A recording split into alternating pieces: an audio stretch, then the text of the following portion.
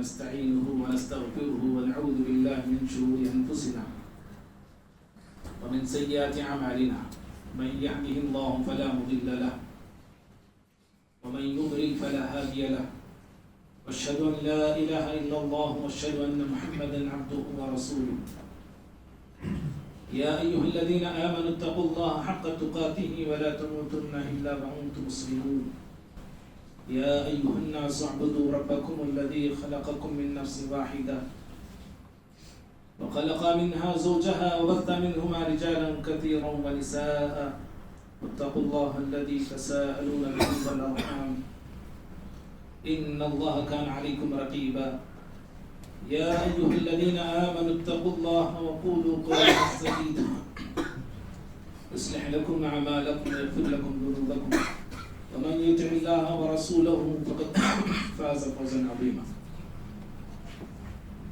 أما بعد فإن خير الحديث كتاب الله وخير الهدي هدي محمد صلى الله عليه وسلم وشر الأمور محدثاتها وكل محدثة بدعة وكل بدعة ضلالة وكل ضلالة في النار أعوذ بالله من الشيطان الرجيم بسم الله الرحمن الرحيم لقد كان لكم في رسول الله أسوة حسنة فمن كان يرجو الله واليوم الآخر وذكر الله كثيرا قسم کی حمد و ثنا بڑائی بزرگی کبریائی اللہ تعالیٰ کے لیے لائق ہے. درود و سلام ہو تمام نبیوں پر بالخصوص میرے اور آپ کے نبی احمد مجتبی محمد مصطفیٰ صلی اللہ علیہ وسلم کی ذات گرامی پر. اللہم صلی وسلم وبارک علی نبینا محمد. معزز حاضرین اکرام، ابھی خطبہ مسنہ کے بعد آپ کے روبرو سورۃ الاحزاب سورہ نمبر 30 پر 3 کی آیت نمبر 21 پڑھا ہوں. اللہ رب العالمین اس آیت میں فرمایا کہ پیارے نبی صلی اللہ علیہ وسلم کی زندگی کائنات والوں کے لیے بہترین نمونہ ہے. اللہ تعالیٰ نے فرمایا لقد كان لكم في رسول الله أسوة حسنة، کہ نبی صلی اللہ علیہ وسلم کی زندگی میں تمہارے لیے بہترین نمونہ ہے. نمونہ نہیں کہا بہترین نمونہ ہے. نمونہ کن لوگوں کے لیے ہے؟ آئیڈیل کن لوگوں کے لیے ہے؟ کہا فمن كان يرجو الله، جو اللہ تعالیٰ سے ملاقات کی امید رکھتا ہے، والیوم الآخر، آخرت کے دن پہ ایمان رکھتا ہے، وذکر اللہ کثیرا، اور کثرت سے اللہ کو یاد کرتا ہے، اللہ کا ذکر کرتا ہے. ایسے لوگ، ایسی صفات رکھنے والے، ایسی خوبیاں رکھنے والے، اور اللہ تعالیٰ کے سامنے کھڑے ہونے کا احساس رکھنے والے، اللہ کے سامنے کھڑے ہو کے جواب دہی کا احساس اپنے دل و دماغ میں ہمیشہ باقی رکھنے والے لوگ زندگی کے ہر موڑ میں پیارے نبی صلی اللہ علیہ وسلم کو اسوہ مانتے ہیں اور آپ کے اسوے کو اپناتے ہیں. امام ابن کثیر رحمہ اللہ اس آیت کی تفسیر میں فرماتے ہیں فَهَذِهِ الْآيَةُ الْكَرِيمَةُ اصل کبیر فی التأسی برسول اللہ صلی اللہ علیہ وسلم. امام ابن کثیر کہتے ہیں کہ آیت کریمہ نبی صلی اللہ علیہ وسلم کی اقتداء کے لیے، آپ کی پیروی کے لیے بنیاد کی حیثیت رکھتی ہے، اصل کا مقام رکھتی ہے. آپ صلی اللہ علیہ وسلم کی پیروی کن چیزوں میں کرنا ہے، کن باتوں میں کرنا ہے، کن کاموں میں کرنا ہے. خود امام ابن کثیر رحمہ اللہ کہتے ہیں فی اقوالہ و افعالہ و احوالہ، آپ صلی اللہ علیہ وسلم کی پیروی یا آپ صلی اللہ علیہ وسلم کو اسوہ جو ہم اپنانا ہے اپنے قول میں، اپنے فعل میں اور زندگی کے ہر حال میں. آپ صلی اللہ علیہ وسلم کی پیروی یا آپ جو ہمارے لیے اسوہ ہیں، آپ ہمارے لیے قدوہ ہیں عبادات میں بھی، آپ ہمارے لیے اسوہ ہیں معاملات میں بھی، آپ کی ذات ہمارے لیے اسوہ ہے معاشرت میں بھی، آپ صلی اللہ علیہ وسلم کی ذات ہمارے لیے آئیڈیل ہے تجارت میں بھی، اخلاقیات میں بھی. اور ہمارا حال یہ ہے ہم مسلمانوں کا کہ نبی صلی اللہ علیہ وسلم کی ہم پیروی کرتے ہیں. آپ کو میں اور آپ اسوہ سمجھتے ہیں صرف عبادات کی حد تک، صرف عبادات کے باب میں، عبادات میں میں اور آپ صلی اللہ علیہ وسلم کی پیروی کرتے ہیں اور آپ کو اسوہ سمجھتے ہیں. میری آپ کی کوشش صرف یہ ہوتی ہے کہ میری نماز نبی صلی اللہ علیہ وسلم کی نماز جیسی ہو. ہوتی نا کوشش ہماری. میرا عمرہ نبی صلی اللہ علیہ وسلم کے جیسا ہو، میرا حج نبی صلی اللہ علیہ وسلم کے جیسا ہو. جیسے میں آپ عبادات کے باب میں نبی صلی اللہ علیہ وسلم کو اسوہ مانتے ہیں، آپ کی پیروی ہم عبادات کے باب میں کرتے ہیں، وہیں پر آپ کی پیروی اور آپ کو اسوہ ماننا ہے معاملات میں بھی، اخلاق میں بھی، تجارت میں بھی، لین دین میں بھی. آپ صلی اللہ علیہ وسلم کی ذات صرف عبادات کے باب میں اسوہ نہیں ہے جو ہم اور آپ نے محدود بنا کے رکھ دیا اسوہ کا، بلکہ آپ اسوہ ہیں زندگی کے ہر حال میں، زندگی کے ہر موڑ میں، زندگی کے ہر مقام میں. آپ صلی اللہ علیہ وسلم کی ذات ہمارے لیے اسوہ ہے. اللہ معاف کرے کہ ہم نبی صلی اللہ علیہ وسلم کے اخلاق سے بہت دور ہو گئے. آپ کے کیریکٹر سے یہ امت مسلمہ بہت دور ہو گئی ہے. ہمارے اخلاق ایسے ہیں جو اخلاق میری زبان پہ ہے وہ میرے عمل میں نہیں ہے. زبان پر اخلاق تو بہت ہیں، اخلاق کی باتیں میں آپ بہت کرتے ہیں، بہت کہتے ہیں، لیکن زندگی میں اس پہ عمل نہیں ہے. اور دوسری بات یہ ہے کہ ہماری جو ہیٹ ہے نا، ہماری جو ہیٹ ہے میری آپ کی ہر ایک انسان کی، ہمارے اخلاق ہمارے ہیٹ سے بھی بلند نہیں ہے. اتنے ہم لوگ اخلاق میں گرے ہوئے لوگ ہیں. سمجھ رہے بات؟ اسی لیے صرف عبادات میں پیارے نبی صلی اللہ علیہ وسلم اسوہ نہیں، یہ سمجھیے پہلے. آپ صلی اللہ علیہ وسلم جیسے عبادات میں اسوہ ہیں ہمارے لیے، آپ اخلاق میں بھی اسوہ ہیں، معاملات میں بھی اسوہ ہیں، تجارت میں بھی اسوہ ہیں. اور خصوصاً آج کا ہمارا نیو جنریشن، ہمارے نوجوان اخلاق سے کوسوں دور ہو کے زندگی گزار رہے ہیں.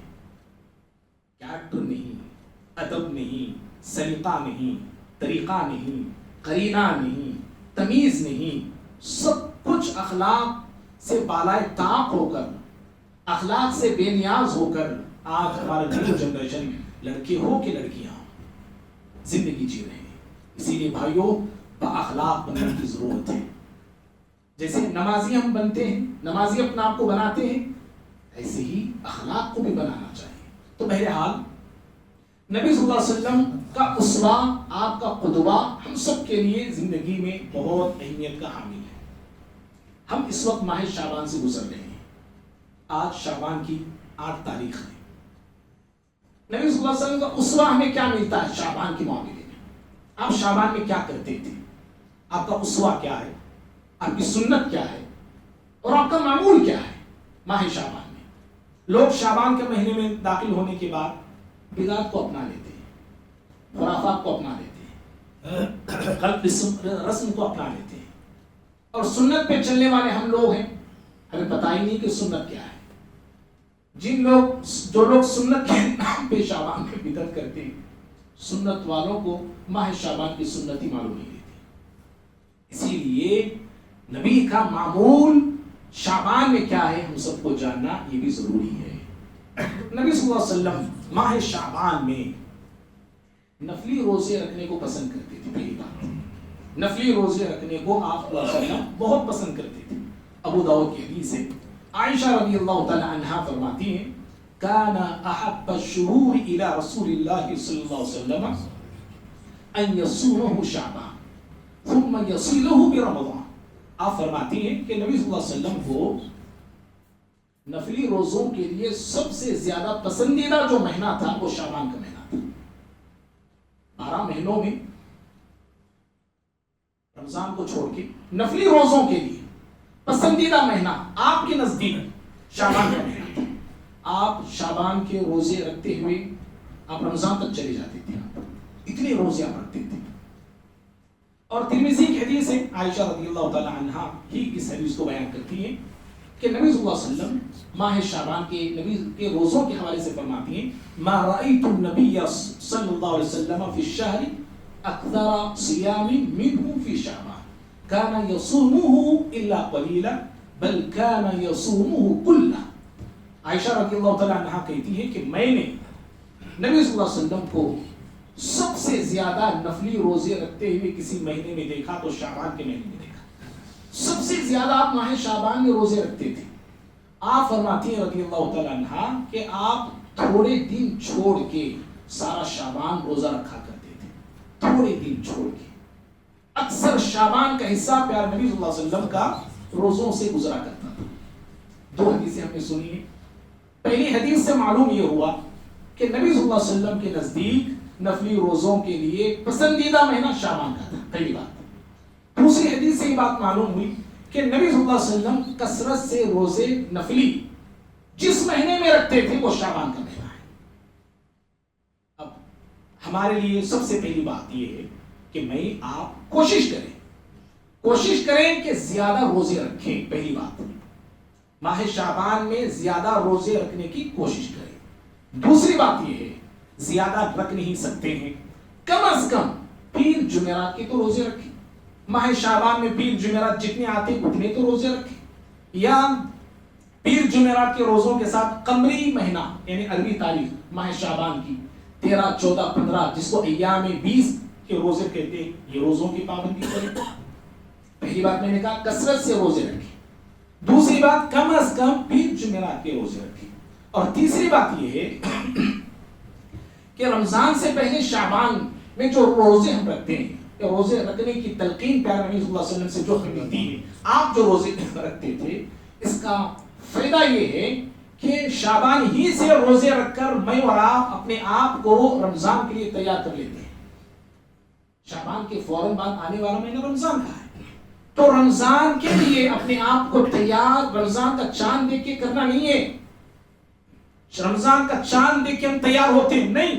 وہ بھی کیسے تیار ہو کے آتے ہیں لوگ مسجدوں کو پہلی تراویح بس داڑھی گیڑی باریک کر کو چھیل کو کاٹ کو جب آتے ہیں کیا ابھی تو رمضان کی پہلی تراویح ہے چاند نظر آئے. چاند یہاں ان کے چہروں پہ نظر آتا ہے آسمان پہ تمہیں. ہاں رمضان کی تیاری میرے بھائی شعبان ہی سے کرنا ہے. کیسے کرنا ہے تیاری؟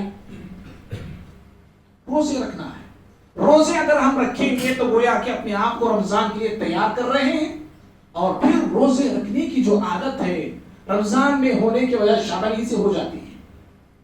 ٹھیک 3 باتیں میں نے کہا. چوتھی بات یہ ہے کہ شعبان کے جو روزے ہیں 15ویں شعبان کے بعد پیارے نبی صلی اللہ علیہ وسلم نے روزے رکھنے سے اپنے منع کیا ہے. ابن ماجہ کی حدیث سے آپ نے کہا فلا تصوم روزے مت رکھو 15 شعبان کے بعد. اہل علم اس حدیث کو ایسے سمجھاتے ہیں کہ جو کوئی مسلمان ایسا ہے شروع شعبان کے روزے چھوڑ کر 15 شعبان کے بعد روزے رکھنا چاہتا ہے تو وہ نہ رکھے. 15 شروع کے شعبان کے 15 روزے چھوڑ دیا ہے اور 15 کے بعد روزے رکھنا چاہتا ہے تو آپ نے اس سے کہا کہ ایسا آدمی روزے نہ رکھیں. کیوں؟ فرض روزے ہوتے ہیں آگے رمضان کے اس کے لیے تکلیف ہو سکتی ہے. آپ نے کہا کہ روزے مت رکھیں. اگر ہاں کوئی بندہ پہلے شعبان سے روزے رکھتے آ رہا ہے 15 کے بعد بھی رکھنا چاہتا ہے تو رکھ سکتا ہے.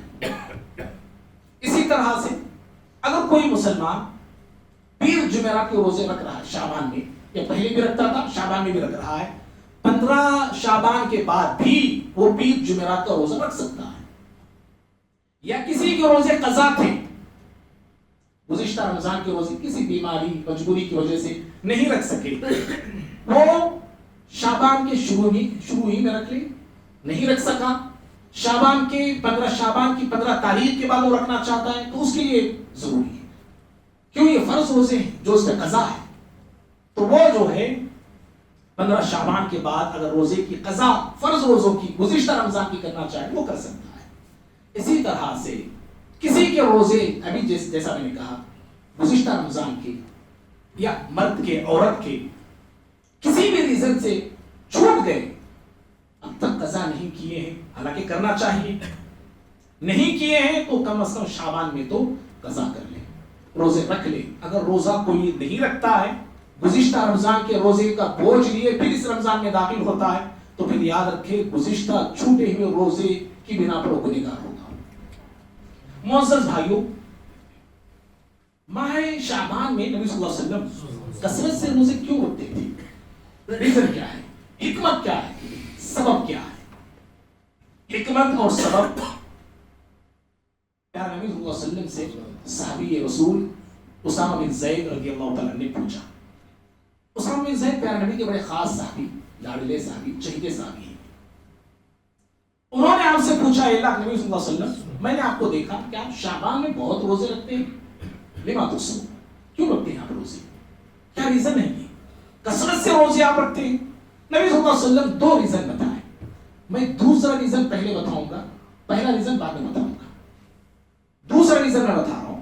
آپ صلی اللہ علیہ وسلم نے کہا هو الشهر يرفع فيه الاعمال الى رب العالمين، ترفع فيه الاعمال الى رب العالمين. آپ نے کہا یہ وہ مہینہ ہے، یہ ایسا مہینہ ہے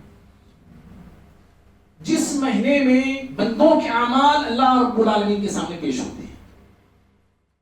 ہم سب کے اعمال اللہ کے سامنے پیش ہوتے ہیں. یہ سالانہ پیشگی ہے، سال میں ایک مرتبہ. اور ہر پیر اور جمعرات بھی بندوں کے اعمال اللہ کے سامنے پیش ہوتے ہیں. ایک سوال یہاں پیدا ہوتا ہے، پیر جمعرات تو اعمال اللہ کے سامنے پیش ہوتے ہیں، سالانہ شعبان میں اللہ کے سامنے ہمارے اعمال پیش ہوتے ہیں، تو کیا نعوذ باللہ اللہ تعالیٰ ہمارے اعمال سے بے خبر تھا؟ نعوذ باللہ کیا اللہ تعالیٰ ہمارے اعمال سے ناواقف تھا؟ ہرگز نہیں. اللہ رب العالمین کائنات کے ذرے ذرے سے واقف ہے. اللہ رب العالمین کائنات کی باریک سے باریک چھوٹی سے چھوٹی چیز سے بھی واقف ہے اور باخبر ہے. اللہ تعالیٰ کے سامنے شعبان کے مہینے میں جو اعمال بندوں کے پیش ہوتے ہیں، کیوں پیش ہوتے ہیں؟ اہل علم کہتے ہیں اللہ بندوں کے اعمال پہ فیصلے کرتا ہے. جیسے میرے اعمال، جیسے آپ کے اعمال، فیصلے اسی کے مطابق ہوتے ہیں. اسی لیے اپنے اعمال کو اچھے بنائیے، اپنے اعمال کو درست بنائیے، اپنے اعمال کو نیک بنائیے. کیوں؟ اگر نیک اعمال ہیں تو فیصلے بھی رب العالمین کے نیک ہوں گے. اگر برے اعمال ہیں تو فیصلے ہمارے حق میں برے ہوں گے. یاد رکھو، فیصلے اللہ کرتا ہے. کیا؟ رحمت کے فیصلے کرتا ہے، مغفرت کے فیصلے کرتا ہے، ہدایت کے فیصلے کرتا ہے، برکت کے فیصلے کرتا ہے، صحت کے فیصلے کرتا ہے، رزق کے فیصلے کرتا ہے، اور عفو درگزری کے رب العالمین فیصلے کرتا ہے، توفیق کے فیصلے کرتا ہے. کسی کو توفیق ملے نہ ملے اللہ یہ فیصلے کرتا ہے. تو اعمال کی پیشگی کیوں ہوتی ہے؟ کیوں اعمال پیش ہوتے ہیں؟ اللہ تعالیٰ کو خبر کرنے کے لیے نہیں. اے اللہ بندوں کے یہ اعمال ہے، سال بھر دیکھے نہیں، تمہیں یہ دیکھ لے لو. نہیں، نعوذ باللہ نہیں. اللہ تعالیٰ ہمارے عمل سے واقف ہے. انہ علیم بذات الصدور. اللہ عمل سے کیا ہمارے سینوں میں، ہمارے دلوں میں، دھڑکنوں میں جو وسوسے، جو خیالات جنم لیتے ہیں، اللہ تعالیٰ وسوسوں کو بھی جانتا ہے، وہ خیالات کو بھی جانتا ہے، وہ فیلنگز کو بھی اللہ رب العالمین جانتا ہے. اس کی ذات تو ایسی ہے، اللہ فیصلے کرتا ہے. تو آپ نے کہا کہ اس مہینے میں بندوں کے اعمال اللہ کے سامنے پیش ہوتے ہیں. ٹھیک، بندوں کے اعمال پیش ہوتے ہیں تو آپ روزے کیوں رکھتے تھے؟ آپ نے کہا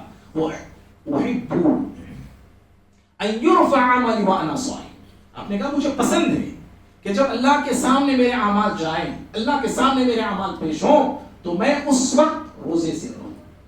پورے مہینے میں، شعبان کے مہینے میں اعمال کس دن پیش ہوتے ہیں یہ پتہ نہیں ہے. سمجھ رہے آپ؟ نبی صلی اللہ علیہ وسلم شعبان کے مہینے میں کثرت سے زیادہ روزے کیوں رکھتے تھے؟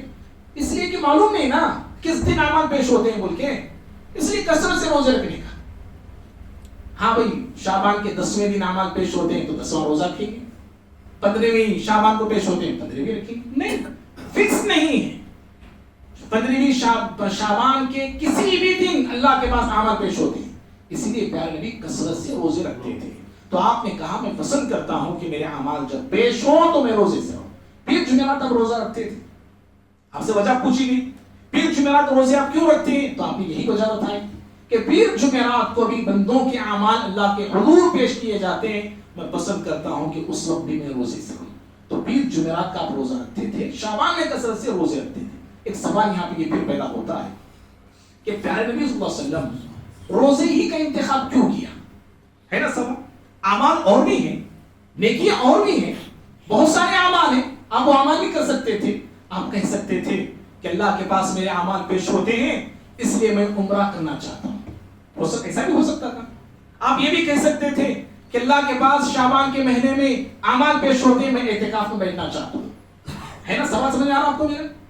ایسا بھی آپ ہو سکتا تھا. آپ کہہ سکتے تھے اللہ کے پاس اعمال شعبان کے مہینے پیش کیے جاتے ہیں اس لیے میں جہاد کرنا چاہتا ہوں, ذکر کرنا چاہتا ہوں, دعا میں بیٹھنا چاہتا ہوں. ایسا ہو سکتا تھا. یہ سارے اعمال بھی ہیں, یہ سارے نیکیاں بھی ہیں. لیکن پیارے نبی صلی اللہ علیہ وسلم نے روزے ہی کا انتخاب کیوں کیا؟ روزہ ہی آپ کیوں رکھتے تھے؟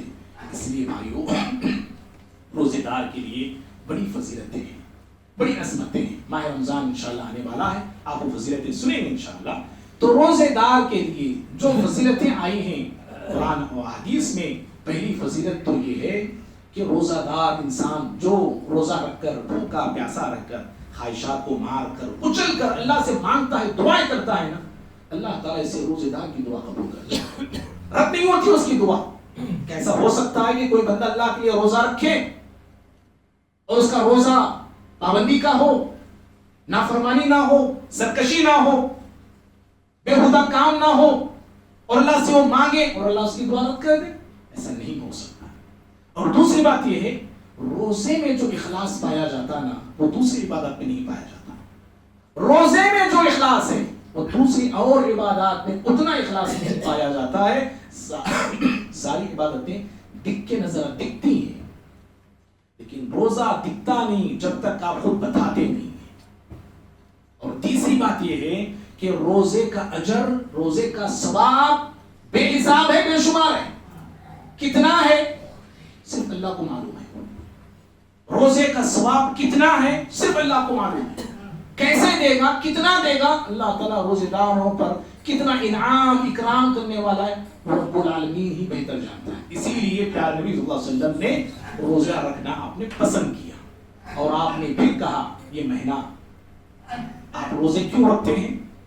پہلی بات تو آپ نے بتائی اعمال پیش ہوتے ہیں. دوسری بات آپ نے بتائی یہ وہ مہینہ ہے ذاک الشہر یغفل الناس عنہ بین رجب و رمضان.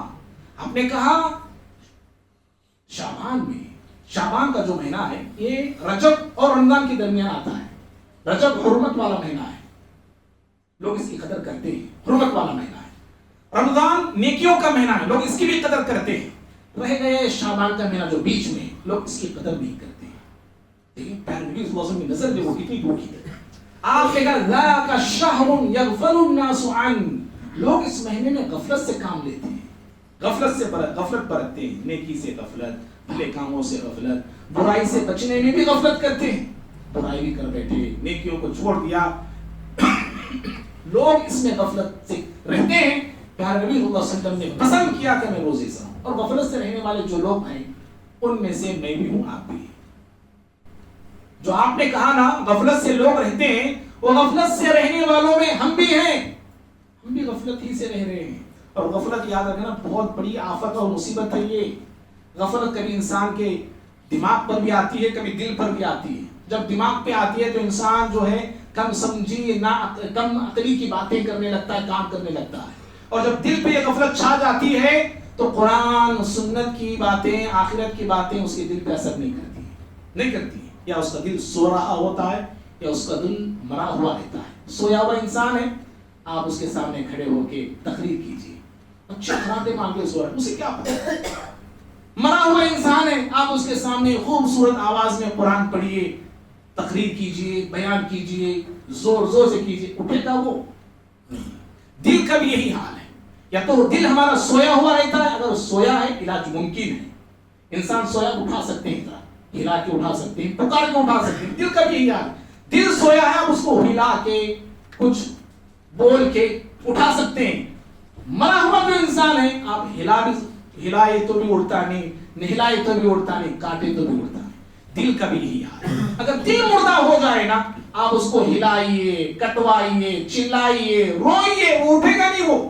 اسی لیے اپنے دلوں کا جائزہ لیجیے, میں بھی آپ بھی, ہر شخص اپنے اپنے دلوں میں جھانکیے اور اپنے اپنے دلوں کو ٹٹولیے. میں آپ میرے دل کے مالک نہیں, میں آپ کے دل کا مالک. اللہ نے مجھے آپ کے دل میں جھانکنے کی ذمہ داری نہیں دیا ہے، آپ کو میرے دل میں جھانکنے کی ذمہ داری نہیں دیا ہے۔ ہر شخص اپنے اپنے گریبان میں ٹٹولنا ہے، اپنے اپنے گریبان میں جھانکنا ہے اور دیکھنا ہے کہ میرا دل سویا ہے یا مرا ہوا ہے۔ سویا ہوا ہے اٹھائیے، مرا ہوا ہے فوراً جو ہے اس کا ٹریٹمنٹ کیجیے۔ فوراً ہارٹ آتا ہے تو ذرا پش کرتے تو اڑ جاتا ہے وہ انسان، اللہ چاہے تو۔ اگر ایسی حالت ہے تو دل کو اٹھانے کی کوشش کیجیے۔ تو غفلت بہت بڑی مصیبت ہے، اسی لیے اللہ تعالیٰ نے اپنے حبیب سے کہا، اپنے محبوب نبی سے کہا صلی اللہ علیہ وسلم، سورۃ الاعراف میں 7ویں سورت ہے اور آیت نمبر 205 میں اللہ نے کہا وَلَا تَكُن مِّنَ الْغَافِلِينَ، اے پیغمبر آپ غافلوں میں سے نہیں ہونا، دیکھو غافلوں میں سے نہیں بننا۔ تو معلوم کیا ہوا، غفلت کوئی بہت بڑی مصیبت ہے نا، بہت بڑی ہلاکت ہے، اسی لیے اللہ تعالیٰ اپنے نبی سے کہہ رہا ہے کہ آپ غافل نہیں بننا۔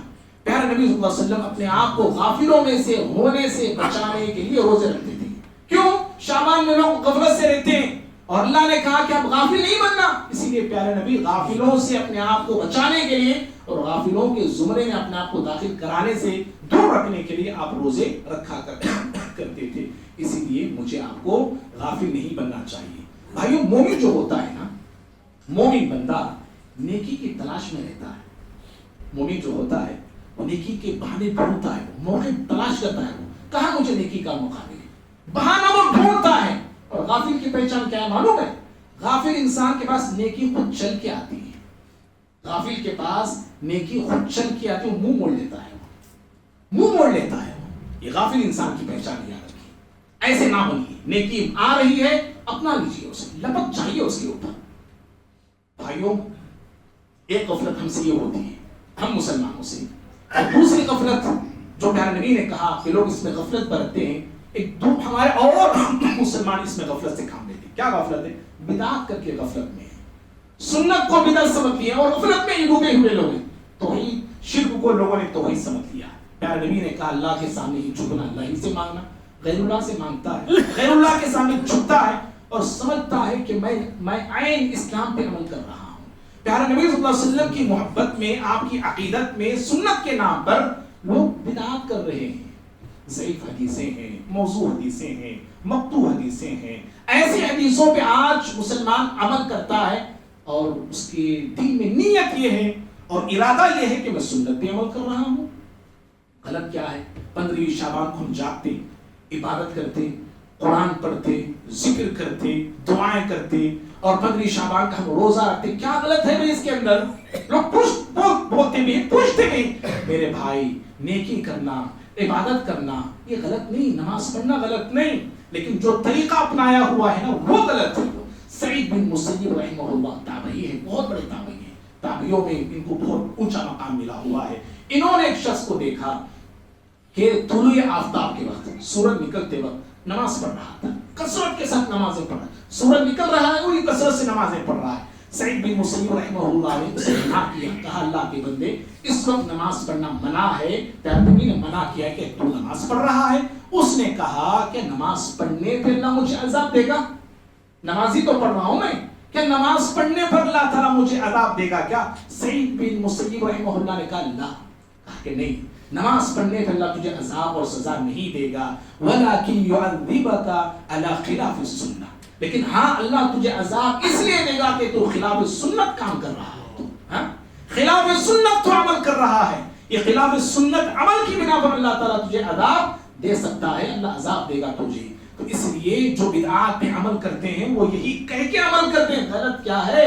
لوگوں کو جوڑا رہے ہیں، لوگوں کو بلا رہے ہیں، عبادت تو کر رہے ہیں۔ میرے بھائی، عبادات الگ چیز ہیں، بدعات الگ چیز ہیں۔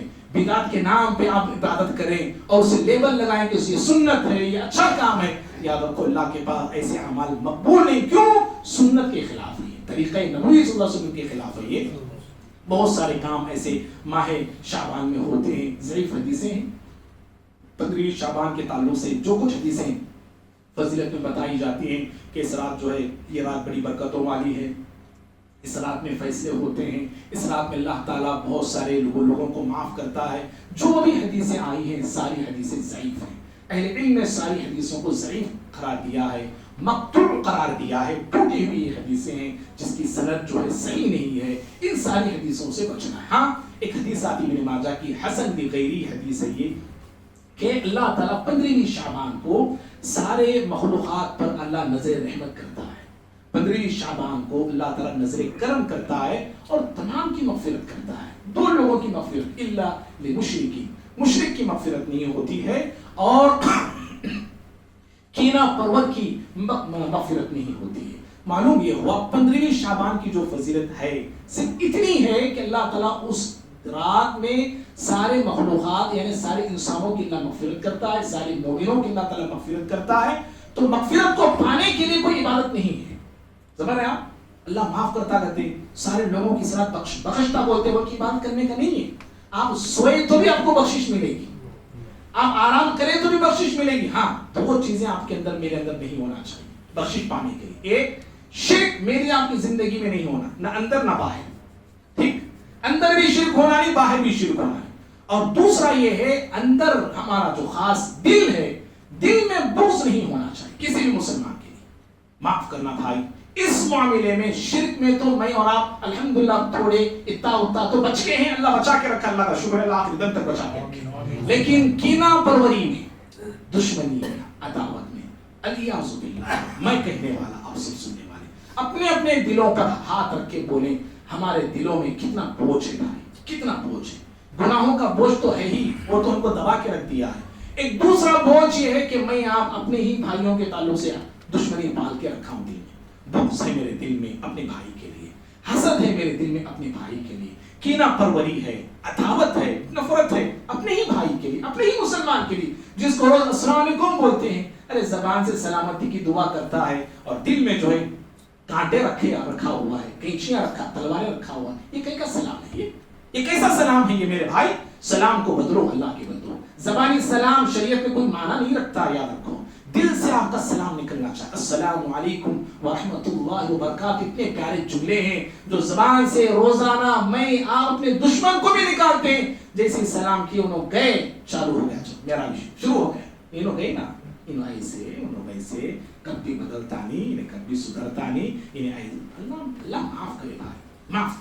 دیکھو 15ویں شعبان کو جو فضیلت آئی ہے وہ یہ کہ اللہ بخشش کا معاملہ کرتا ہے. مشرک بخشش سے دور رہتا ہے، اور جس کے دل میں کینہ پروری ہوتی ہے نا، عداوتیں، جن کے دل، جن کے سینے بھرے ہوئے تھے عداوتوں سے، ایسا انسان بھی بخشش سے دور رہتا ہے. آخری بات میرے بھائی، ایک عقیدہ 15ویں شعبان کو یہ رکھا جاتا ہے، روحیں آتی ہیں جی، مردے آتے ہیں، مردوں کی بھی بولتے بعض علاقوں میں، مردے آتے ہیں. یہ عقیدہ رکھا جاتا ہے. ایسا عقیدہ باطل ہے. مردوں کے روحوں کے آنے کا عقیدہ فاسد ہے. روحوں کے آنے کا عقیدہ مشرکانہ اور کافرانہ عقیدہ ہے. اسلام سے اس کا کوئی تعلق ہے ہی نہیں ہے بھائی.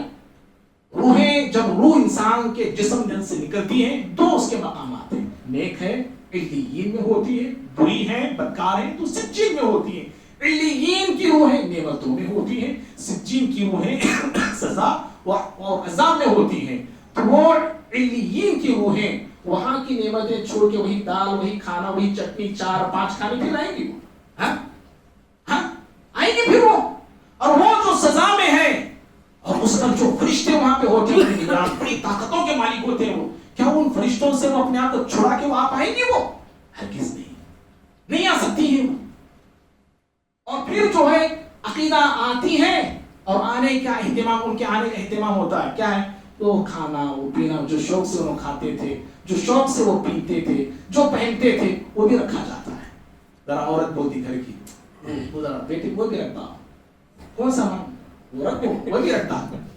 ہمارے گھر والے، ہمارے یجمان ذرا شوق سے مارتے تھے، مٹکا بھی رکھو، مٹکا بھی رکھو. سمجھ کیوں؟ ذرا شوق سے 4 گھنٹہ پیتے تھے. ایسی چیزیں ہوتی ہیں، کر رہے لوگ میرے بھائی. سمجھ رہے؟ اسی لیے یہ سارے باطل عقائد ہیں. جہاں کہیں ایسے لوگوں کو میں اور آپ دیکھیں، محبت سے اصلاح کرنے کی کوشش کریں، پیار سے اصلاح کرنے کی کوشش کریں. وہ اپنے ہی ہمارے بھائی ہیں، دین سے دور ہیں، صحیح معلومات سے دور ہیں. ہمارا بھی ایک زمانہ وہی تھا، ہم بھی ویسے ہی تھے. اللہ نے ہمیں نجات دیا، اللہ نے ہم پہ احسان کیا، اللہ تعالیٰ نے ہمیں بچایا ہے. اس کا احسان، اس کا شکر ادا کرتے ہوئے ہم یہ کوشش کریں جو ابھی اس دلدل میں پھنسے ہوئے ہیں انہیں اس دلدل سے نکالیں. نکالنے کا طریقہ کیا ہے؟ پیار سے نکالنے کی کوشش کیجیے, محبت سے, اسلوب سے, الفت سے آپ اور میں نصیحت کریں اور لوگوں کو نکالنے کی کوشش کریں. اللہ سے تعالیٰ سے دعا ہے, اللہ تعالیٰ مجھے, آپ کو, ہم سبھی کو جو باتیں میں نے کہی, جو باتیں آپ نے سنی, کہنے والے کو بھی سننے والوں کو بھی اللہ تعالیٰ عمل کی توفیق عطا فرمائے. اللہ رب العالمین ماہ شعبان کی ہمیں قدر کرنے کی توفیق عطا فرمائے. ماہ شعبان ہم غفلت میں گزار دیتے ہیں, اللہ تعالیٰ ہمیں غافلوں میں سے نہ بنائے. اللہ رب العالمین ماہ شعبان میں ہمیں کم از کم تھوڑے ہی صحیح روزے رکھنے کی اللہ ہمیں توفیق بھی دے, طاقت بھی عطا فرمائے. اللہ ہم تمام کو ماہ رمضان میں داخل فرمائے. ماہ رمضان اللہ تعالیٰ ہم تمام کو نصیب فرمائے, اور اللہ تعالیٰ بدعات سے, خرافات سے, ہماری نسلوں کی, شرک سے ہماری نسلوں کی اللہ اور تمام مسلمانوں کی حفاظت فرمائے. اور جو مسلمان بدعات کو سنت سمجھ کے کر رہے ہیں اور صحیح حدیث کو چھوڑ کے ضعیف حدیث پہ عمل کر رہے ہیں, اللہ تعالیٰ انہیں سنت کی سمجھ عطا فرمائے, اور صحیح اور ضعیف حدیث کو سمجھنے والے اللہ تعالیٰ انہیں بنائے. اللہ تعالیٰ امت مسلمہ کے حالات پر رحم فرمائے. اللہ مسلمانوں پر عزت دے, اللہ مسلمان کو غلبہ عطا فرمائے, اور اللہ رب العالمین کفر اور کافروں کو نامراد کرے, ناکام کرے. اللہ کرے آمین. اقول قولی هذا استغفر لي ولكم ولسائر المسلمين من كل ذنب فاستغفروه انه هو الغفور الرحيم.